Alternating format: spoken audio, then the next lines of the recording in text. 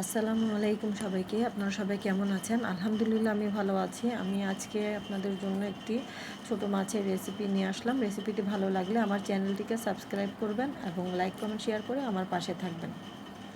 এখানে আমি 1 কেজির মতো ছোট মাছ পরিষ্কার করে ধুয়ে বেছে কেটে পরিষ্কার করে নিয়েছি এবং এখানে আমি কিছু রসুন কুচি, পেঁয়াজ কুচি, কয়েক টুকরো টমেটো, কাঁচামরিচ দিয়ে দিয়েছি এবং এক চা চামচ পরিমাণ দিয়ে দিয়েছি মরিচের গুঁড়ো এবং আধা চা চামচ পরিমাণ করে হলুদ গুঁড়ো, ধনে গুঁড়ো এবং জিরে গুঁড়ো দিয়ে দিয়েছি।